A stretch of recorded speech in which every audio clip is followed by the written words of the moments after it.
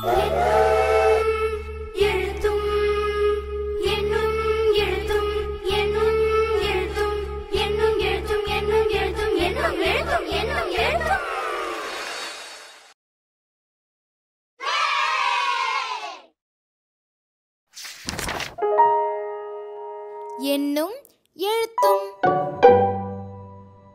அனைவருக்கும் வணக்கம். 3ஆம் பருவம் அறிவியல் பாடம் வகுப்பு 4 செயல்பாடு 6 பறவைகளின் தகவமைப்பு. விலங்குகளைப் போலவே பறவைகளும் சில சிறப்பான தகவமைப்புகளை பெற்றுள்ளன.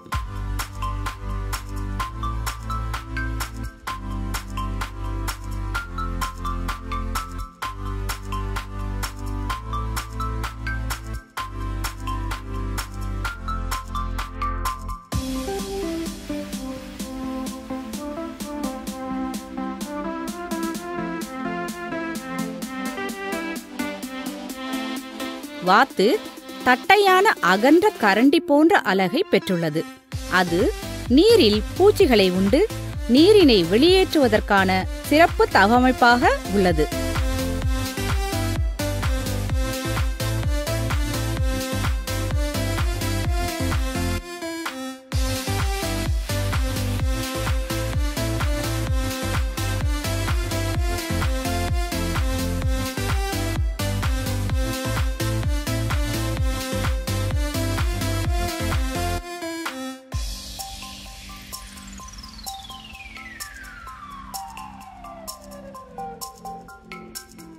வாத்தின் கால்களில் விரலிடை சவ்வுகள் இருப்பதால் நீரில் நீந்துவதற்கு ஏதுவாக உள்ளன.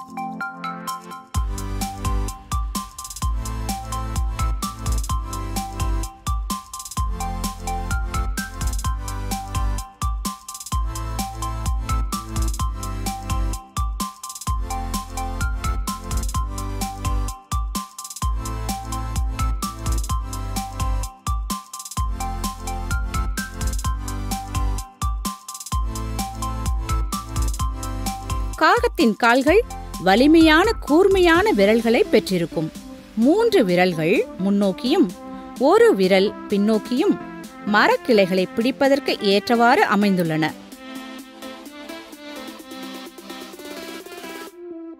மீன்கொத்தி தனது நீண்ட கூரிய அலகால் சிறிய மீன்கள், தவளை மற்றும் பூச்சிகளை உணவாக உண்கின்றன.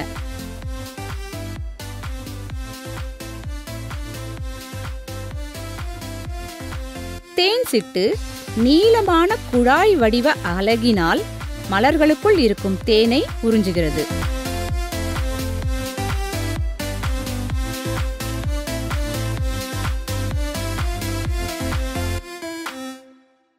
மரங்கொத்தியானது உளி போன்ற வலிமையான அலகினை பெற்றிருப்பதால் மரங்களை துளையிட்டு உள்ளிருக்கும் பூச்சிகளை உண்கின்றன. அத்துடன் நீண்ட பசையுடைய நாக்கை பெற்றிருப்பதால் மரங்களின் துளையில் உள்ள பூச்சிகளை பிடிக்க முடிகிறது.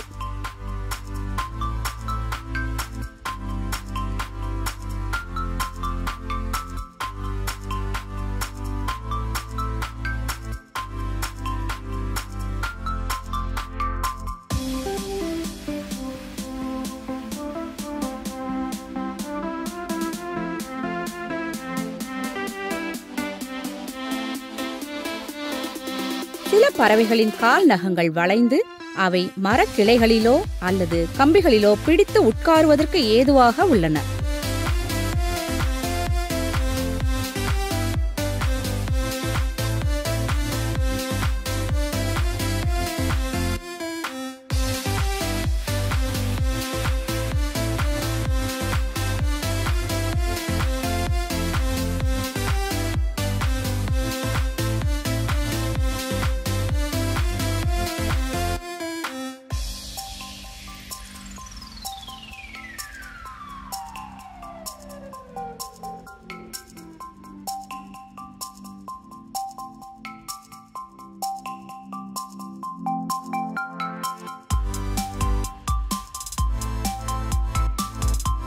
கழுகு மற்றும் பருந்துகளின் அலகுகள் கூர்மையாகவும் வலிமையாகவும் நுனி வளைந்தும் இருப்பதால் இரையை கிழித்து சிறு சிறு துண்டுகளாக மாற்றுவதற்கு உதவுகின்றன.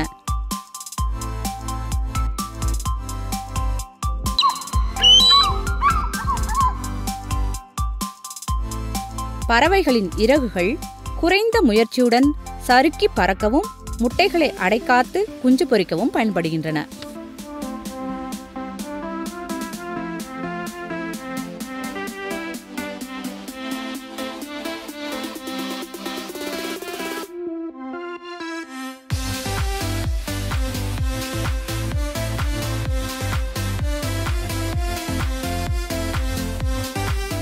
நன்றி, வணக்கம்.